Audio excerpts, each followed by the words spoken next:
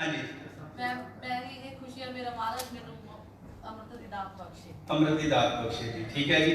हाँ जी, होर कोई वीरा विचों बोल के दस दो। हाँ जी, वाहिगुरू जी के दर्शन दीदारे हो। और कोई इच्छा नहीं? किसी की इच्छा कोई नहीं हैगी? किसी की इच्छा नहीं? मेरी सस जी इंडिया चली जाए, मैं थोड़ी देर जब मेरी नौ थोड़े दिन लड़के चली जाए, मैं अपने पुत्र रज के गल्लां कर लवां। हाँ जी, तुहाडी की इच्छा है? दुनियावी तौर पे दसो। तुसी बाकियों को भी मौका दो। हाँ जी,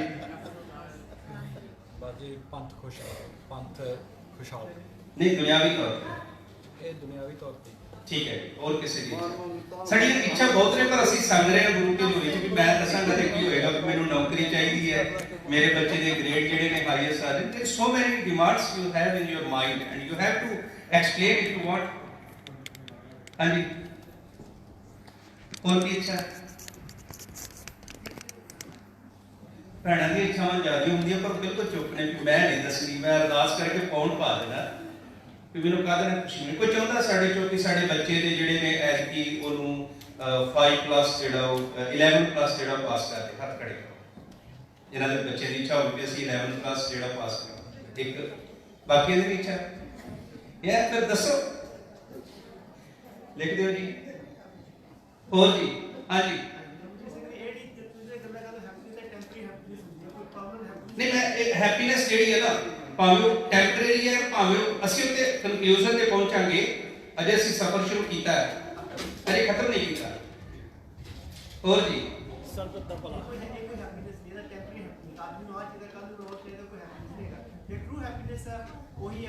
मैं बेनती की, सुनो सुनो सुनो, मैं बेनती की असं अजे सफर शुरू किया, एंड नहीं किया। जिहड़ी गल अब स्टैप वाइज मैं पूछ रहा कि तुहानू कदे खुशी मिलती है वो दसो। हाँ जी, गुड हेल्थ भाई साहब दस गए जी। और जी, पैसे चाहिए है जी, चाहिए कि नहीं? पैसे चाहिए, हाथ खड़े करो, ऑनेस्टली करे सारे, मैनू भी चाहिए है, पैसे चाहिए है जी। किनू नौकरी चाहिए है? खड़ा हो गया जी। ਅੱਜ ਨਾ ਥੋੜਾ ਜਿਹਾ ਰਿਲੈਕਸ ਜਿਹਾ ਐਕਚੁਅਲੀ ਮੈਂ ਚਾਹੁੰਦਾ ਕਿ ਅਸੀਂ ਗੁਰਦਾਰੇ ਜਦੋਂ ਆਉਂਦੇ ਨਾ ਅਸੀਂ ਬੜੇ ਡਰੇ ਫੁੱਟੇ ਜਿਹੇ ਹੁੰਦੇ ਆ, ਪਰ ਗੁਰੂ ਕੀ ਹਜ਼ੂਰੀ ਚੋਂ ਤਾਂ ਅਸੀਂ ਆਨੰਦ ਲੈ ਕੇ ਜਾਣਾ। ਮਹਾਰਾਜ ਨੇ ਇੱਕ ਬੜਾ ਪਿਆਰਾ ਬਚਨ ਕਿਹਾ, ਮਹਾਰਾਜ ਕਹਿੰਦੇ ਜਿਸ ਭੇਟਤ ਮਨ ਹੋਏ ਆਨੰਦ ਸੋ ਸਤਿਗੁਰ ਕਹੇ। ਇੱਥੇ ਤਾਂ ਸਾਨੂੰ ਖਿੜੇ ਹੋਣਾ ਚਾਹੀਦਾ ਸੀ, ਇੱਥੇ ਤਾਂ ਸਾਨੂੰ ਚਿੰਤਾ ਵੀ ਹੋਣਾ ਚਾਹੀਦਾ ਸੀ। एक तो इहो जी जगह जिथे असी निर्भव ते निर्वैर हो सकते हैं। तो फिर इत्थे आण के जो असी गुरु की गोद विच विचार करते हैं, पर मैं ये ईमानदारी नाल कहना कि जो असी कहते हैं ना रियलिटी विच साडियां मंगां कोई होर नहीं अंदर दियां। मेरे एक दोस्त ने, उन्हां दा बेटा इंडिया दे विच 85% मार्क्स लैके आया लास्ट एग्जाम दे विच। तो कहते मैंने पता मेरा बेटा 90% ले आ सकता है। कहते भी मैं पूछा भी तेरे मार्क्स 85%, कहते क्लास तो किसी ने तेरे वध आए? वो कहता नहीं मेरे नाल किसी ने वध नहीं आए, 84% बाकियां दे 80%, मेरे 85%। हुण बंदा खुश होगा कि दुखी होगा? बोलो। ते जे बच्चे दे 85% आए ने ते गवांढियों दे मुंडे दे 87% आए ने, फिर की होना चाहिए? बोलो, दुखी होना चाहिए। मार्क्स ते होने ने। असी मैं ये बेनती करदा साडी जिहड़ी सारी जिंदगी है ना वो दूजियां नाल कंपैरिजन करदे लंघ रही है। मैं इस करके दुखी नहीं हाँ कि मैं गरीब हाँ, मैं इस करके दुखी हाँ कि दूजे मेरे नालों अमीर क्यों हो। जबकि जो तुसी बाणी पढ़ते हैं ना, ख्याल रखना बड़े हौली हौली पढ़ते हैं, एक दाते एक भिखारी जी सब तेरे चोज बिठा। एक दाते ने ਇੱਕ ਮੰਗਤੇ ਨੇ। ਗੁਰੂ ਸਾਹਿਬ ਕਹਿੰਦੇ ਇਹ ਤੁਸੀਂ ਕੰਪੈਰੀਜ਼ਨ ਕਿਸੇ ਨਾਲ ਨਾ ਕਰੋ। ਹੁਣ ਸਾਡੇ ਇੱਥੇ ਦੌੜ ਲੱਗੀ ਹੋਈ ਹੈ, ਜਿਹੜੇ ਪਤਲੇ ਆ ਮੋਟੇ ਹੋਣਾ ਚਾਹੁੰਦੇ, ਜਿਹੜੇ ਮੋਟੇ ਆ ਉਹ ਕੀ ਹੋਣਾ ਚਾਹੁੰਦੇ ਆ। ਤੇ ਉਹ ਮਾਰਕੀਟ ਦੇ ਵਿੱਚ ਉਹਨਾਂ ਨੇ ਪੈਸਾ ਇਕੱਠਾ ਕਰਨਾ ਜੀ, ਜੇ ਪਤਲੇ ਹੋਣਾ ਤਾਂ ਵੀ ਦਵਾਈ ਖਾਓ, ਜੇ ਮੋਟੇ ਹੋਣਾ ਤਾਂ ਵੀ ਦਵਾਈ ਖਾਓ। ਤਾਂ ਤੁਸੀਂ ਦੇਖੋ ਆਮ ਤੌਰ ਤੇ ਕਿਹਾ ਜਾਂਦਾ ਕਿ ਜ਼ਿਆਦਾ ਖਾਣ ਨਾਲ ਮੋਟੇ ਹੁੰਦੇ ਆ, ਪਰ ਗਰੀਬ ਪਰਿਵਾਰਾਂ ਦੇ ਵਿੱਚ ਵੀ ਮੋਟੇ ਹੈਗੇ, ਅਮੀਰ ਪਰਿਵਾਰਾਂ ਦੇ ਵਿੱਚ ਵੀ ਪਤਲੇ ਹੈਗੇ। ਤੁਹਾਡਾ ਬਾਡੀ ਸਟਰਕਚਰ ਹੈ, ਤੁਹਾਡੇ ਪੈਰੈਂਟਸ ਦੇ ਜੀਨਸ ਨੇ, 10ਵੀਂ ਪੀੜ੍ਹੀ ਤੱਕ ਤੁਹਾਡੇ ਪੈਰੈਂਟਸ ਦੇ ਜੀਨ ਕੰਮ ਕਰਦੇ ਨੇ। ਮੇਰੇ ਅਪਰੋਕਸੀਮੇਟਲੀ ਜਿਹੜਾ ਮੈਂ ਸਟੱਡੀ ਕੀਤਾ ਵੀ ਮੰਨ ਲਓ ਤੁਹਾਡੀ 10ਵੀਂ ਪੀੜ੍ਹੀ 'ਚ ਤੁਹਾਡਾ ਦਾਦਾ ਮੋਟਾ ਸੀ, ਤੁਸੀਂ ਮੋਟੇ ਹੋ ਸਕਦੇ ਆ। ਸੋ ਜਿਹੜੀ ਕੰਪੈਰੀਜ਼ਨ ਹੈ ਨਾ, ਉਹ ਸਾਨੂੰ ਸਭ ਤੋਂ ਵੱਧ ਦੁਖੀ ਕਰ ਰਿਹਾ। ਅਸੀਂ ਇੱਕ ਦੂਜੇ ਵੱਲ ਦੇਖ ਰਹੇ ਹਾਂ ਤੇ ਦੌੜ ਰਹੇ ਹਾਂ, ਔਰ ਅਸੀਂ ਆਪਣੇ ਬੱਚਿਆਂ ਨੂੰ ਸਭ ਤੋਂ ਵੱਧ ਦੁਖੀ ਕੀਤਾ ਹੋਇਆ, ਜਾਨ ਕੱਢੀ ਹੋਈ ਉਹਨਾਂ ਦੀ। ਇੱਥੇ ਵੀ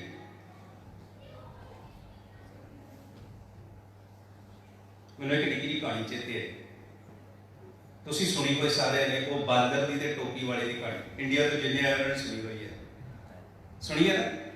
ਉਹ ਟੋਪੀਆਂ ਵਾਲਾ ਇੱਕ ਟੋਪੀ ਦਾ ਵਪਾਰੀ ਸੀ, ਉਹ ਟੋਪੀਆਂ ਲੈ ਕੇ ਗਿਆ, ਰਸਤੇ ਵਿੱਚ ਉਹਨੂੰ ਨੀਂਦ ਆ ਗਈ, ਇੱਕ ਬਾਗ ਵਿੱਚ ਉਹ ਸੌਂ ਗਿਆ ਜੰਗਲ 'ਚ, ਤੇ ਉਹਨੇ ਕਿਉਂਕਿ ਟੋਪੀ ਪਾਈ ਹੋਈ ਸੀ ਤੇ ਉਹ ਸੌਂ ਗਿਆ। ਜਦੋਂ ਉੱਠਿਆ ਤੇ ਉਹ ਸਾਰੇ ਬਾਂਦਰਾਂ ਨੇ ਟੋਪੀਆਂ ਪਈਆਂ ਹੋਈਆਂ ਸੀ, ਉਹਦੀ ਕੱਢ ਕੇ ਬੈਗ ਦੇ ਵਿੱਚੋਂ। ਬੜਾ ਦੁਖੀ ਹੋਇਆ, ਕਹਿੰਦਾ ਮੇਰਾ ਤਾਂ ਵਪਾਰ ਹੀ ਖਤਮ ਹੋ ਗਿਆ, ਹੁਣ ਮੈਂ ਕੀ ਕਰਾਂ। ਉਹਨੂੰ ਚੇਤਾ ਆਇਆ ਕਿ ਜਿਹੜੇ ਬਾਂਦਰ ਨੇ ਨਾ ਉਹ ਕਾਪੀ ਕਰਦੇ ਆ। ਉਹਨੇ ਨਾ ਟੋਪੀ ਸਿਰ ਤੋਂ ਲਾ ਕੇ ਥੱਲੇ ਸੁੱਟੀ, ਉਹ ਜਿੰਨੇ ਬਾਂਦਰ ਆਲੇ ਦੁਆਲੇ ਸਨ ਉਹਨਾਂ ਸਾਰਿਆਂ ਨੇ ਟੋਪੀ ਲਾ ਕੇ ਜ਼ਮੀਨ ਤੇ ਸੁੱਟੀ। ਕੀ ਕੀਤਾ? ਉਹ ਇਕੱਠੀਆਂ ਕਰਕੇ ਲੈ ਗਏ। ਇਹ ਕਹਾਣੀ ਫਿਰ ਰਿਪੀਟ ਹੋਈ 20 ਸਾਲ ਬਾਅਦ। ਉਹਦਾ ਮੁੰਡਾ ਹੀ ਸੇਮ ਟੋਪੀਆਂ ਦਾ ਵਪਾਰ ਕਰ ਰਿਹਾ, ਉੱਥੇ ਸੌਂ ਗਿਆ ਉਸੇ ਕਿਤੇ ਜਗ੍ਹਾ ਤੇ ਉਹ ਬਾਂਦਰ ਉਹ ਟੋਪੀਆਂ ਚੋਰੀ ਕਰਕੇ ਲੈ ਗਏ। ਤੇ ਹੁਣ ਜਦੋਂ ਉੱਠਿਆ ਉਹਨੇ ਵੇਖਿਆ, ਉਹਨੂੰ ਉਹਦੇ ਪਿਓ ਨੇ ਕਹਾਣੀ ਦੱਸੀ ਸੀ ਕਿ ਪੁੱਤ ਮੇਰੇ ਨਾਲ ਇਤਨਾ ਬੀਤਿਆ। ਜਿਹੜੇ ਸਾਡੇ ਬਾਪ ਦਾਦੇ ਸਾਨੂੰ ਦੱਸਦੇ ਨੇ ਉਹਦੇ ਪਿੱਛੇ ਕੁਝ ਸਿੱਖਿਆ ਹੁੰਦੀ, ਸਾਨੂੰ ਕਹਾਣੀਆਂ ਚੇਤੇ ਰਹਿ ਜਾਂਦੀਆਂ, ਸਿੱਖਿਆ ਚੇਤੇ ਨਹੀਂ ਰਹਿੰਦੀਆਂ। ਦਾ ਮੋਰਲ ਆਫ ਸਟੋਰੀ ਜਿਹੜੀ ਆ ਉਹ ਸਾਨੂੰ ਚੇਤੇ ਭੁੱਲ ਜਾਂਦੀ ਹੈ। ਅਸੀਂ ਸਾਰੇ ਸਟੋਰੀਆਂ ਤੋਂ ਲੜ ਰਹੇ ਹਾਂ, ਅੱਜ ਸਾਖੀਆਂ ਤੋਂ ਲੜ ਰਹੇ ਹਾਂ, ਸਾਖੀਆਂ ਝੂਠੀਆਂ ਤੇ ਸੱਚੀਆਂ ਕਿ ਇਹ ਉਹਦੇ ਪਿੱਛੇ ਜਿਹੜੀ ਸਿੱਖਿਆ ਸੀ ਉਹ ਤੋਂ ਨਹੀਂ ਲੜ ਰਹੇ। ਤਾਂ ਉਹ ਜਦੋਂ ਉਹਨੇ ਸੋਚਿਆ ਮੇਰੇ ਬਾਪ ਨੇ ਟੋਪੀ ਲਾ ਕੇ ਸੁੱਟੀ ਸੀ ਤੇ ਸਾਰੇ ਬਾਂਦਰਾਂ ਨੇ ਸੁੱਟ ਕੇ, ਉਹਨੇ ਟੋਪੀ ਲਾ ਕੇ ਸੁੱਟੀ, ਕੀ ਹੋਇਆ? ਇੱਕ ਬਾਂਦਰ ਆਇਆ ਟੋਪੀ ਲੈ ਕੇ ਆ ਗਿਆ। ਬੰਦਾ ਗਲਤੀ ਨੂੰ ਰਿਪੀਟ ਕਰਦਾ, ਬਾਂਦਰਾਂ ਨੇ ਆਪਣੇ ਬੱਚਿਆਂ ਨੂੰ ਦੱਸਦਾ ਵੀ ਜੇ ਦੁਬਾਰਾ ਕੋਈ ਟੋਪੀ ਸੁੱਟੇ ਤੇ ਚੁੱਕ ਕੇ ਲੈ ਆਉਣੀ, ਆਪਣੇ ਨਹੀਂ ਲਾਉਣੀ। ਅਸੀਂ ਪੀੜ੍ਹੀ ਦਰ ਪੀੜ੍ਹੀ ਉਹ ਗਲਤੀਆਂ ਰਿਪੀਟ ਕਰ ਰਹੇ ਹਾਂ। ਸਾਡੇ ਮਾਂ ਪਿਓ ਨੇ ਸਾਨੂੰ, ਅਸੀਂ ਉਹਨਾਂ ਦੇ ਫੇਸ ਦੀ ਖੁਸ਼ੀ ਦੇਖਣਾ ਚਾਹੁੰਦੇ ਸੀ ਕਿ ਅਸੀਂ ਵੱਧ ਮਾਰਕਸ ਲੈ ਕੇ ਆਉਣੇ ਆ, ਮੇਰੇ ਮਾਂ ਪਿਓ ਖੁਸ਼ ਹੁੰਦੇ ਆ, ਮੇਰੇ ਰਿਸ਼ਤੇਦਾਰ ਖੁਸ਼ ਹੁੰਦੇ ਆ। ਵਧੀਆ ਮਾਰਕਸ ਦੇ ਚੱਕਰ ਵਿੱਚ ਲੈਣੇ ਚਾਹੀਦੇ ਆ, ਪਰ ਵਧੀਆ ਮਾਰਕਸ ਦੇ ਚੱਕਰ ਵਿੱਚ ਸਾਡੇ ਅੰਦਰੋਂ ਕਿਤੇ ਅਸੀਂ ਖਤਮ ਹੋ ਗਏ। ਕਿਉਂਕਿ ਜਿਹੜਾ ਬਚਪਨ ਹੈ ਨਾ, ਤੁਸੀਂ ਬੱਚਿਆਂ ਨੂੰ ਡੀਲ ਕਰਦੇ, ਧਿਆਨ ਨਾਲ ਦੇਖੋ, ਜਦੋਂ ਤੁਸੀਂ ਖੁਸ਼ ਹੁੰਦੇ ਹੋ ਤੁਹਾਡੇ ਬੱਚੇ ਖੁਸ਼ ਹੁੰਦੇ ਆ, ਪਰ ਜਦੋਂ ਤੁਸੀਂ ਟੈਂਸ ਹੋਵੋਗੇ, ਦੁਖੀ ਹੋਵੋਗੇ, ਤੁਹਾਡੇ ਬੱਚੇ ਖੁਸ਼ ਨਹੀਂ ਹੁੰਦੇ। ਤੇ ਜਦੋਂ ਬੱਚੇ ਦੇ 2 ਵੀ ਮਾਰਕਸ ਘੱਟ ਆਏ, ਅਸੀਂ ਦੁਖੀ ਹੋਏ, ਤਾਂ ਸਾਡੇ ਦੁੱਖ ਨੂੰ ਦੇਖ ਕੇ ਬੱਚਾ ਹੋਰ ਦੁਖੀ ਹੋਇਆ। ਅਸੀਂ ਹੈਪੀਨੈਸ ਦੀ ਗੱਲ ਕਰ ਰਹੇ ਹਾਂ, ਤਾਂ ਹੈਪੀਨੈਸ ਸਾਡੇ ਕੋਲ ਨਹੀਂ ਹੈ, ਅਸੀਂ ਬੱਚਿਆਂ ਨੂੰ ਨਹੀਂ ਦੇ ਪਾ ਰਹੇ।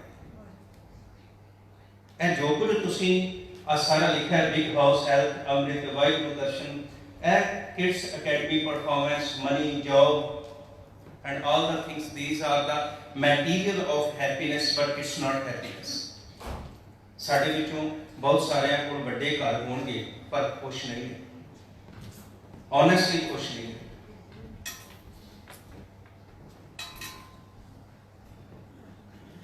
ਸਭ ਤੋਂ ਪਹਿਲਾਂ ਇਹ ਗੱਲ ਸਮਝ ਲੈਣੀ ਕਿ ਜਿਹੜਾ ਤੁਸੀਂ ਸੋਚਦੇ ਆ ਨਾ ਕਿ ਸਾਡੇ ਬੱਚੇ ਪੜ੍ਹ ਜਾਣਗੇ, ਵੱਡੇ ਅਫਸਰ ਬਣ ਜਾਣਗੇ, ਫਿਰ ਕੀ ਹੋਏਗਾ, ਫਿਰ ਖੁਸ਼ ਹੋਵਾਂਗੇ, ਉਹ ਛੱਡ ਦਿਓ।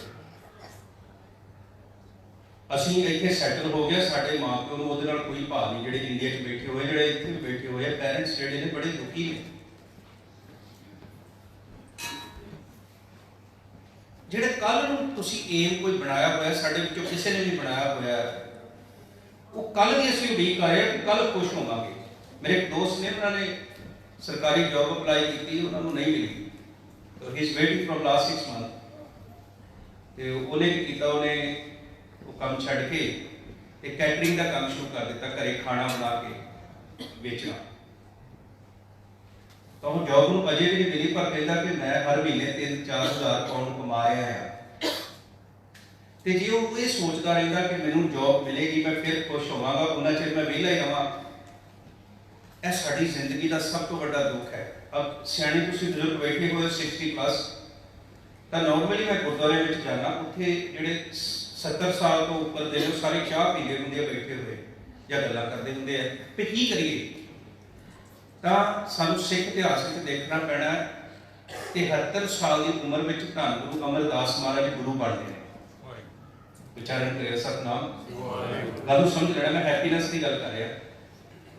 ਤੇ ਗੁਰੂ ਸਾਹਿਬ ਬੈਠ ਕੇ ਵੇਟ ਨਹੀਂ ਕਰ ਰਹੇ ਕਿ ਮੈਂ ਹੁਣ ਗੁਰੂ ਬਣ ਗਿਆ, ਕੁਛ ਨਹੀਂ ਕਰਨ ਦੀ ਲੋੜ, ਠੀਕ ਹੈ ਗੁਰੂ ਆ ਤਾਂ ਮੈਂ, ਜਿਵੇਂ ਅੱਜ ਬਹੁਤੇ ਬਾਬੇ ਜਿਹੜੇ ਆ they are not doing any creative work. ਤਾਂ ਗੁਰੂ ਸਾਹਿਬ ਜੀ ਨੇ 73 ਸਾਲ ਦੀ ਉਮਰ ਵਿੱਚ ਗੁਰੂ ਅਮਰਦਾਸ ਨੇ ਹੁਕਮ ਕੀਤਾ ਕਿ ਤੁਸੀਂ ਇੱਕ ਸ਼ਹਿਰ ਵਸਾਉਣਾ। 73 ਈਅਰ 올ਡ। ਅਸੀਂ ਸੋਚਦੇ ਸੀ ਕੀ ਕਰੀਏ। 73 ਸਾਲ ਦੇ ਗੁਰੂ ਸਤਿਗੁਰੂ ਗੁਰੂ ਅਮਰਦਾਸ ਮਹਾਰਾਜ ਜੀ ਗੋਇੰਦਵਾਲ ਦੀ ਨੀਂਹ ਰੱਖਦੇ ਨਹੀਂ। ਗੋਇੰਦਵਾਲ ਸ਼ਹਿਰ ਤਿਆਰ ਹੁੰਦਾ ਹੈ। ਅਸੀਂ ਦੇਖੋ ਆਪਣੀ ਉਮਰ ਲਾਤੀ ਘਰ ਤਿਆਰ ਕਰਨ ਵਾਸਤੇ, ਫਿਰ ਉੱਥੇ ਬੌੜੀ ਦਾ ਨਿਰਮਾਣ ਕਰਨਾ, ਉੱਥੇ ਇੱਕ ਸਿਸਟਮ ਕ੍ਰੀਏਟ ਕਰਨਾ। ਜਿਵੇਂ ਗੁਰੂ ਸਾਹਿਬ ਜੀ ਨੇ ਸ਼ਹਿਰ ਵਸਾਏ, ਜਿਹੜਾ ਸਾਰਿਆਂ ਦਾ ਇੱਕ ਸਿਸਟਮ ਸੀ। ਗੁਰੂ ਚਾਹੁੰਦੇ ਨੇ ਮੇਰੇ ਸ਼ਹਿਰ ਵਿੱਚ ਵਸਣ ਵਾਲੇ ਸਾਰੇ ਖੁਸ਼ ਹੋਣ। ਇਹ ਜਿਹੜੀ ਹੈਪੀਨੈਸ ਦੀ ਗੱਲ ਹੈ। ਗੁਰੂ ਨੇ ਪ੍ਰੋਮਿਸ ਨਹੀਂ ਕੀਤਾ ਕਿ ਤੁਸੀਂ ਮੇਰੇ ਸ਼ਹਿਰ ਚ ਆਣ ਕੇ ਵਸੋ, I give you big house, I give you money, I give you all the things. ਗੁਰੂ ਕਹਿੰਦਾ guarantee, if you live in this city and you will follow the rule and regulation, I will give you the happiness। ਜਿਹੜੇ ਉਸ ਅਨੰਦਪੁਰ, ਜਿਹੜੇ ਗੋਇੰਦਵਾਲ ਸ਼ਹਿਰ ਦੇ ਵਿੱਚ ਜਾਂ ਅਨੰਦਪੁਰ ਜਾਂ ਖਡੂਰ ਸਾਹਿਬ ਸ਼ਹਿਰ ਵਿੱਚ ਵਸਣ ਵਾਲੇ ਸਨ, ਉਹ ਸਾਰੇ ਸੁਖੀ ਸਨ, ਕਿਉਂਕਿ ਗੁਰੂ ਨੇ ਉਹਨਾਂ ਨੂੰ ਇੱਕ ਗੱਲ ਦੱਸ ਦਿੱਤੀ, ਖੁਸ਼ੀ ਦੀ ਉਡੀਕ ਕੱਲ ਨਾ ਕਰੋ। ਖੁਸ਼ੀ ਦੀ ਉਡੀਕ ਨਾ ਕਰੋ ਕਿ ਤੁਹਾਡਾ ਬੱਚਾ ਗ੍ਰੇਡ ਮਾਰਕਸ ਲੈ ਕੇ ਆਵੇਗਾ। ਖੁਸ਼ੀ ਦੀ ਉਡੀਕ ਨਾ ਕਰੋ ਕਿ ਤੁਹਾਡੇ ਕੋਲ ਵੱਡਾ ਘਰ ਹੋਵੇਗਾ ਫਿਰ ਖੁਸ਼ ਹੋਵੋਗੇ। ਖੁਸ਼ੀ ਦੀ ਉਡੀਕ ਨਾ ਕਰੋ ਕਿ ਤੁਹਾਡੇ ਕੋਲ ਵੱਡੀ ਕਾਰ ਹੋਵੇਗੀ।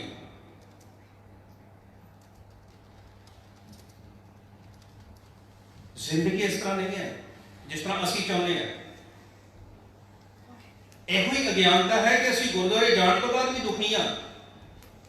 ਗੁਰਦੁਆਰੇ ਤੇ ਅਸੀਂ ਸੁੱਖ ਲੈਣ ਆਏ ਆ, ਪਰ ਗੁਰਦੁਆਰੇ ਆਉਣ ਤੋਂ ਬਾਅਦ ਵੀ ਅਸੀਂ ਦੁਖੀ ਆ, ਤੇ ਫਿਰ ਕਿਤੇ ਨਾ ਕਿਤੇ ਕੋਈ ਪ੍ਰੋਬਲਮ ਹੈ ਨਾ। ਤੁਸੀਂ ਡਾਕਟਰ ਕੋਲ ਜਾਂਦੇ ਹੋ ਤੇ ਡਾਕਟਰ ਕੋਲ ਤੁਸੀਂ ਜਾਂਦੇ ਹੋ, ਦਵਾਈ ਲੈ ਕੇ ਆਉਂਦੇ ਹੋ, ਫਿਰ ਵੀ ਬਿਮਾਰ ਹੋ, ਤੇ ਤੁਸੀਂ ਚਾਹੋਗੇ ਕਿ 2-4 ਦਿਨ ਬਾਅਦ ਡਾਕਟਰ ਚੇਂਜ ਕਰ ਲਈਏ ਤੇ ਡਾਕਟਰ ਨੂੰ ਦੱਸੀਏ ਕਿ ਮੈਂ ਠੀਕ ਨਹੀਂ ਆਈ, ਤੇ ਤਾਂ ਤੁਸੀਂ ਡਾਕਟਰ ਚੇਂਜ ਨਹੀਂ ਕਰ ਸਕਦੇ, ਉਸੇ ਜੀਪੀ ਕੋਲ ਜਾਣਾ ਪੈਂਦਾ ਬਾਰ-ਬਾਰ। ਤਾਂ ਫਿਰ ਡਾਕਟਰ, ਤੁਸੀਂ ਗੁਰਦੁਆਰੇ ਆ ਰਹੇ ਹੋ, ਗੁਰਦੁਆਰੇ ਤੋਂ ਬਾਅਦ ਵੀ ਸੁਖੀ ਨਹੀਂ।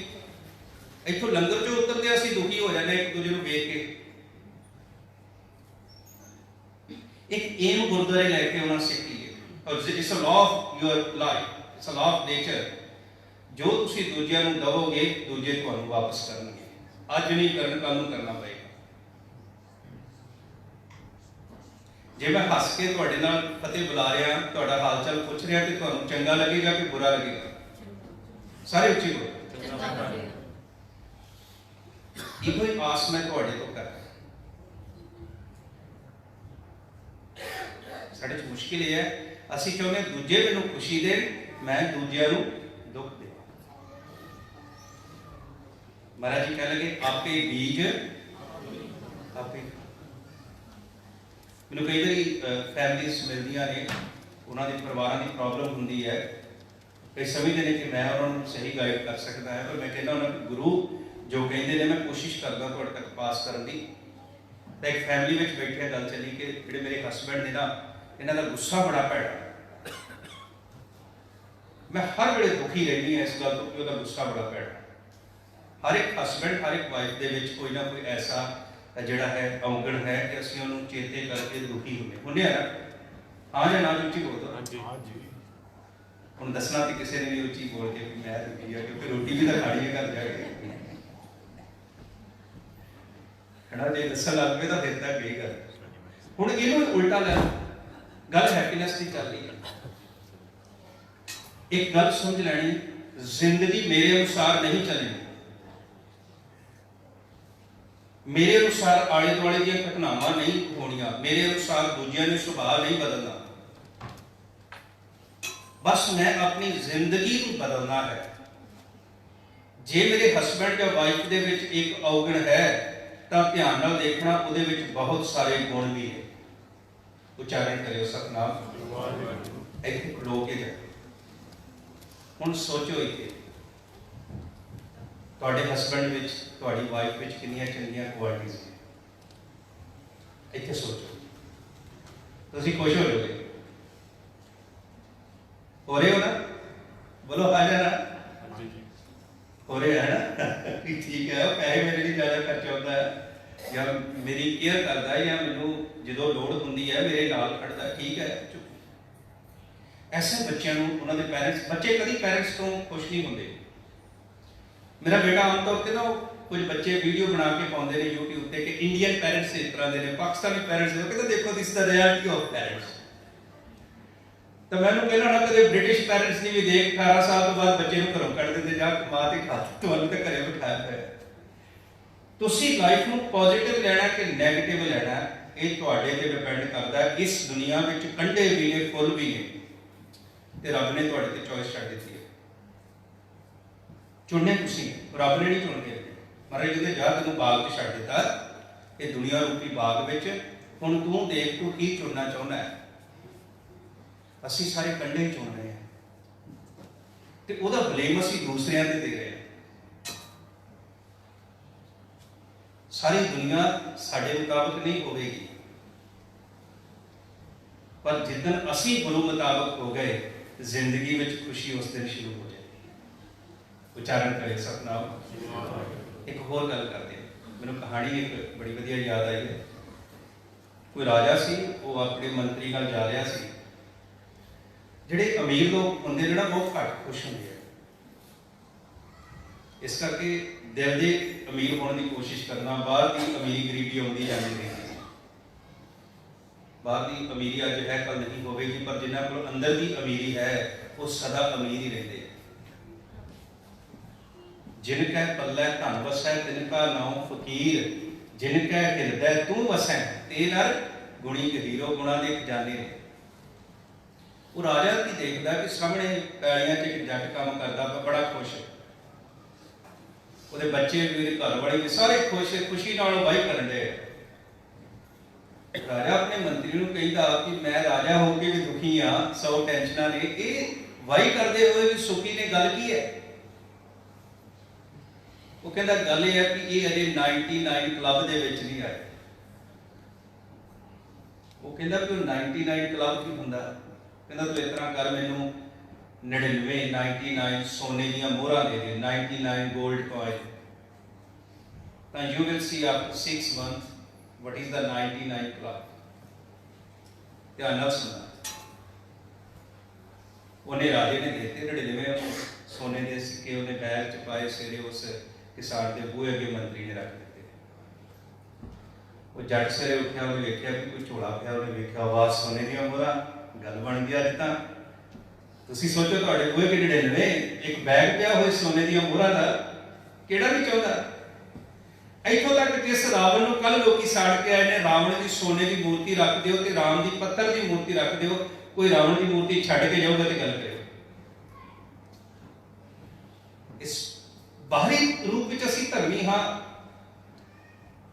ਔਰੰਗਜ਼ੇਬ ਦੀ ਸੋਨੇ ਦੀ ਮੂਰਤੀ ਹੋਵੇ ਤੇ ਧੰਨ ਗੁਰੂ ਗੋਬਿੰਦ ਸਿੰਘ ਮਹਾਰਾਜ ਦਾ ਸ਼ਬਦ ਹੋਵੇ, ਅਸੀਂ ਕਹਾਂਗੇ ਔਰੰਗਜ਼ੇਬ ਦੀ ਮੂਰਤੀ ਲੈ ਜਾਓ, ਗੁਰੂ ਤੇ ਸਾਡਾ ਹੈਗਾ ਹੀ ਹੈ। ਉਹ ਜਦੋਂ ਉਹਨੇ ਗਿਣੇ ਨਾ ਤੇ ਉਹ ਗਿਣ ਕੇ ਕਨਫਿਊਜ਼ ਜਿਹਾ ਹੋ ਗਿਆ, ਕਹਿੰਦਾ 99 ਕਿਉਂ ਨੇ, 100 ਕਿਉਂ ਨੇ? ਇਹ ਜਿਹੜਾ ਬੰਦਾ ਜਿਹੜਾ ਇੱਕ ਮੋਹਰ ਜਿਹੜੀ ਘੱਟ ਦੇ ਗਿਆ, ਉਹਨੇ ਫਿਰ ਗਿਣੇ, ਫਿਰ 99 ਸਨ। ਕਹਿੰਦਾ ਤਾਂ ਬੜੀ ਮਾੜੀ ਗੱਲ ਹੋ ਗਈ।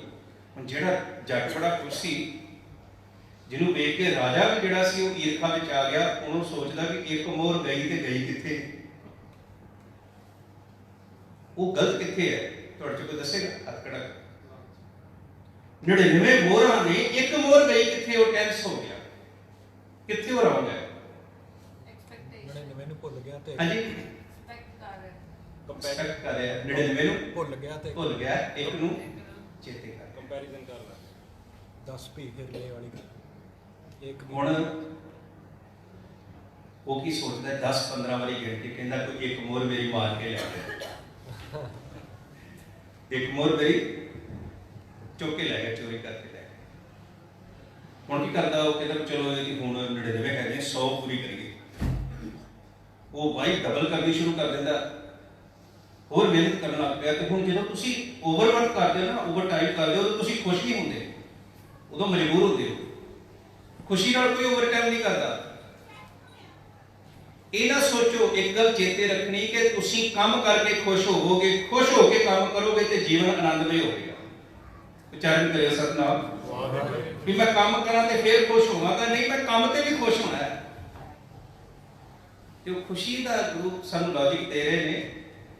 ਉਹ ਬੰਦਾ ਮਿਹਨਤ ਕਰਨ ਲੱਗ ਪਿਆ ਜੀ, ਉਹਨੇ 2-3 ਫਸਲਾਂ ਵੱਧ ਕੀਤੀਆਂ, ਮਿਹਨਤ ਵੱਧ ਕੀਤੀ, ਤੇ ਘਰ ਵਾਲੀ ਸੋਚਦੀ ਹੈ ਵੀ ਬੰਦਾ ਮੇਰਾ ਪਾਗਲ ਹੈ, 99 ਸੋਨੇ ਦੀਆਂ ਮੋਹਰਾਂ ਨੇ ਤੇ ਖਰਚਦਾ ਹੀ ਨਹੀਂ ਪਿਆ, ਉਹਨੇ 2 ਸੋਨੇ ਦੀਆਂ ਮੋਹਰਾਂ ਕੱਢੀਆਂ, ਜਾ ਕੇ ਸ਼ਾਪਿੰਗ ਕਰ ਲਈ, ਸੋਨੇ ਦੀਆਂ 2 ਮੋਹਰਾਂ ਕੱਢੀਆਂ, ਸ਼ਾਪਿੰਗ ਕਰ ਲਈ। ਬੀਬੀ ਨੂੰ ਤੇ ਸ਼ਾਪਿੰਗ ਪਸੰਦ ਹੈ ਨਾ, ਤਾਂ ਉਹ ਜਦੋਂ ਆਇਆ ਸ਼ਾਮੀ ਉਹਨੇ ਫੇਰ ਗਿਣੇ ਕਿ ਉਹ ਹੁਣ 2 ਹੋਰ ਘੱਟ ਸਨ। ਕਿੰਨੇ ਰਹਿ ਗਏ ਬਾਕੀ? 99 ਚ 2 ਕੱਢੇ, 97 97। ਉਹਦਾ ਅੱਗ ਬੁਲਵਾ ਹੋ ਗਿਆ ਵੀ ਇਹ ਤਾਂ ਕੰਮ ਖਰਾਬ ਹੋ ਗਿਆ। ਉਹਨੂੰ ਕਹਿੰਦਾ ਵੀ ਇਹ ਮੇਰੇ 2 ਮੋਹਰਾਂ ਕਿਹਨੇ ਚੋਰੀ ਕੀਤੀ? ਕਹਿੰਦੀ ਚੋਰੀ ਨਹੀਂ ਕੀਤੀਆਂ, ਮੈਂ ਸ਼ਾਪਿੰਗ ਕਰਕੇ ਲਿਆਈ। ਕਹਿੰਦਾ ਤੇਰਾ ਬੇੜਾ ਕਰਕੇ ਮੈਂ ਇੱਕ ਹੋਰ ਮੋਹਰ ਜੋੜਨ ਤੇ ਲੱਗਾ ਹੋਇਆ, ਤੂੰ 2 ਖਰਚਾ ਹੀ ਹੈ। ਹੁਣ ਤੇ ਮੇਰੀ ਜ਼ਿੰਦਗੀ ਲੱਗ ਜਾਣੀ ਹੈ 2 ਮੋਹਰਾਂ ਬਣਾਉਂਦਿਆਂ। ਉਹ ਹੀ ਰਾਜਾ, ਉਹ ਹੀ ਮੰਤਰੀ ਦੁਬਾਰਾ ਜਦੋਂ 6 ਮਹੀਨੇ ਪਿੱਛੋਂ ਜਾਂਦੇ ਆ ਤੇ ਕੀ ਦੇਖਦੇ? ਪੈਲੀਆਂ ਵਿੱਚ ਦੋਵੇਂ ਜੀ ਲੜ ਰਹੇ ਨੇ, ਤੇ ਬੱਚਾ ਵੀ ਵਿਚਾਰਾ ਜਿਹੜਾ, ਉਹ ਜਿਹਦੇ ਬੱਚੇ ਦੀ ਮਾਸੂਮੀਅਤ ਖੁਸ਼ੀ ਸੀ ਨਾ, ਉਹ ਖੁਸ਼ੀ ਨਹੀਂ ਸੀ, ਉਹ ਬੱਚਾ ਦੁਖੀ ਹੋਇਆ ਹੋਇਆ ਹੈ। ਜਦੋਂ ਮਾਂ ਪਿਓ ਲੜਦੇ ਨੇ ਨਾ, ਬੱਚਾ ਦੁਖੀ ਹੁੰਦਾ ਬਹੁਤ ਜ਼ਿਆਦਾ। ਅਸੀਂ ਉਹਦੀ ਸਾਈਕੀ ਨਹੀਂ ਪੜ੍ਹਦੇ, ਔਰ ਫਿਰ ਉਹ ਉਸੇ ਬੋਝ ਥੱਲੇ ਆਪਣੀ ਲਾਈਫ ਪਾਰਟਨਰ ਦੇ ਨਾਲ ਉਸ ਤਰ੍ਹਾਂ ਦਾ ਵਿਵਹਾਰ ਕਰਦਾ ਅੱਗੇ ਜਾ ਕੇ। ਹੁਣ ਰਾਜਾ ਕਹਿਣ ਲੱਗਾ ਕਿ ਤੂੰ ਕੀਤਾ ਕੀ? ਮੰਤਰੀ ਨੂੰ ਤੇ ਐਡੇ ਵੱਡੇ ਵਾਸਤੇ ਸੁਖੀ ਪਰਿਵਾਰ ਨੂੰ ਤੂੰ ਦੁਖੀ ਕਰਤਾ। ਕਹਿੰਦਾ 99 ਕਲੱਬ ਦਾ ਮੈਂਬਰ ਬਣਾ ਦਿੱਤਾ। ਉਹ ਕਹਿੰਦਾ ਰਾਜਾ ਕਹਿੰਦਾ ਮੇਰੀ ਸਮਝ ਚ ਤੇਰਾ 99 ਕਲੱਬ ਨਹੀਂ ਆ। ਕਹਿੰਦਾ 99 ਪਾਉਂਡ ਇਹਨਾਂ ਦੇ ਕੋਲ ਨੇ, ਇਹ ਫਿਰ ਵੀ ਸੁਖੀ ਨਹੀਂ। ਉਹ 99 ਵਰਤਨ ਨਹੀਂ ਗਏ, ਸਗੋਂ 3 ਹੋਰ ਇਕੱਠੇ ਕਰਨ ਦੀ ਕੋਸ਼ਿਸ਼ ਕਰ ਰਹੇ ਨੇ, ਇਸ ਕਰਕੇ ਦੁਖੀ ਨੇ। ਗੱਲ ਇਹ ਹੈ ਕਿ ਜੋ ਤੁਹਾਡੇ ਕੋਲ ਹੈ ਉਹਨੂੰ ਖਰਚਣਾ ਸ਼ੁਰੂ ਕਰੋ, ਜੋੜਨ ਦੀ ਕੋਸ਼ਿਸ਼ ਨਾ ਕਰੋ। ਮਹਾਰਾਜ ਦੀ ਬਾਣੀ ਨੇ ਕਿਹਾ, ਕਬੀਰ ਕੌਡੀ ਕੌਡੀ ਜੋਰ ਕੈ ਜੋਰੈ, ਲੱਖ ਕਰੋੜ ਚਲਤੀ ਬਾਰ ਨਾ ਸੰਗ ਚੱਲਿਓ ਲਈ ਲੰਗੋਟੀ ਤੋਰ। 99 ਦੇ ਵਿੱਚੋਂ 50 ਤੇ ਖਰਚ ਲਓ। ਜਿਹੜੇ ਨਹੀਂ ਸਹਿਮਤ ਉਹ ਹੱਥ ਖੜਾ ਕਰ। ਗੁਰੂ ਜੀ ਨੇ ਸਾਨੂੰ ਇੱਕ ਬਖਸ਼ਿਸ਼ ਕੀਤੀ। ਮਹਾਰਾਜ ਕਹਿ ਲਗੇ, ਸੁਖ ਕੇ ਹੇਤ ਬਹੁਤ ਦੁੱਖ ਪਾਵ। ਸਾਡੇ ਚ ਕੋਈ ਹੈ ਜਿਹੜਾ ਦੁੱਖ ਦੀ ਪ੍ਰਾਪਤੀ ਕਰਨਾ ਚਾਹੁੰਦਾ ਕਿ ਮੈਨੂੰ ਦੁੱਖ ਮਿਲ ਜਾਏ? ਕੋਈ ਹੈ? ਹੱਥ ਖੜਾ ਕਰ। ਕੋਈ ਚਾਹੁੰਦਾ ਕਿ ਮੈਨੂੰ ਦੁੱਖ ਮਿਲ ਜਾਏ? ਬੋਲਦੇ ਹੋ ਹਾਂਜੀ ਜਾਂ ਨਾ ਜੀ? ਨਹੀਂ। ਤਾਂ ਫਿਰ ਵੀ ਅਸੀਂ ਦੁਖੀ ਹਾਂ। ਅਸੀਂ ਸੁੱਖ ਚਾਹੁੰਦੇ ਸਾਰੇ? ਹੱਥ ਖੜੇ ਕਰੋ ਜਿਹੜੇ ਚਾਹੁੰਦੇ। ਇੱਕ ਕਲਾਸ ਹੈ ਜਦੋਂ ਕਿ ਸੁੱਖ ਸਾਰੇ ਚਾਹੁੰਦੇ ਆ ਪਰ ਸੁਖੀ ਨਹੀਂ ਆ। ਸੁੱਖ ਸਾਰੇ ਚਾਹੁੰਦੇ ਆ। ਮਹਾਰਾਜ ਜੀ ਕਹਿੰਦੇ ਕਿ ਕਿਉਂਕਿ ਤੂੰ ਜਾਂ ਪਾਸਟ ਵਿੱਚ ਰਹਿਣਾ ਕਿ ਜਾਂ ਫਿਊਚਰ ਵਿੱਚ ਰਹਿਣਾ, ਇਹ ਮਿਲ ਜੇਗਾ ਤੇ ਮੈਂ ਸੁਖੀ ਹੋਵਾਂਗਾ। ਇਹ ਛੱਡ। ਖਾਸ ਤੌਰ ਤੇ ਜਦੋਂ ਮੈਂ ਸਟੂਡੈਂਟਸ ਵਿੱਚ ਹੁੰਦਾ ਨਾ, ਉਹਨਾਂ ਦਾ ਇੱਕ ਏਮ ਹੈ, ਦੌੜ ਲੱਗੀ ਹੋਈ ਹੈ। ਕੋਈ ਇੰਜੀਨੀਅਰ ਬਣਨਾ ਚਾਹੁੰਦਾ, ਕੋਈ ਡਾਕਟਰ ਬਣਨਾ ਚਾਹੁੰਦਾ, ਕੋਈ ਕੁਝ ਬਣਨਾ ਚਾਹੁੰਦਾ ਹੈ, ਪਰ ਉਹਨਾਂ ਨੂੰ ਇਹ ਚੇਤੇ ਨਹੀਂ ਕਿ ਉਹਨਾਂ ਦੇ ਕੋਲ ਜੋ ਹੈ ਉਹਨੂੰ ਜਿਉਣ। ਜਿਹੜੀ 40 ਸਾਲ ਤੋਂ ਥੱਲੇ ਦੀ ਉਮਰ ਹੈ ਨਾ, ਰੱਬ ਨੇ ਸਿਹਤ ਬਹੁਤ ਵਧੀਆ ਦਿੱਤੀ ਹੋਈ ਹੈ, ਜਿਹਦੇ ਬਾਰੇ ਬੱਚੇ ਸੋਚਦੇ ਨੇ। ਬਹੁਤ ਵਧੀਆ ਸਿਹਤ ਹੈ। ਬੱਚੇ 20 ਮੀਲ ਚੱਲਣ, 40 ਮੀਲ ਚੱਲਣ, ਦੌੜ ਭੱਜ ਲੈਣ, ਉਹਨਾਂ ਦੀ ਹੈਲਥ ਹੈ। ਇਹ ਗੱਲ ਉਹਨਾਂ ਨੂੰ ਅੱਜ ਨਹੀਂ ਤਾਂ ਤੁਸੀਂ ਦੱਸਣਾ ਹੈ ਕਿ ਬੇਟਾ ਤੇਰੇ ਕੋਲ ਜਿਹੜੀ ਉਮਰ ਹੈ ਨਾ ਬੜੀ ਵਧੀਆ ਹੈ। ਅਸੀਂ ਆਪਣੇ ਬੱਚਿਆਂ ਨੂੰ ਆਪਣੇ ਅਨੁਸਾਰ ਘੜਨਾ ਸ਼ੁਰੂ ਕਰ ਦਿੱਤਾ। ਬੱਚਿਆਂ ਨੂੰ ਰੱਬ ਦੇ ਅਨੁਸਾਰ ਘੜਨਾ ਸ਼ੁਰੂ ਕਰ।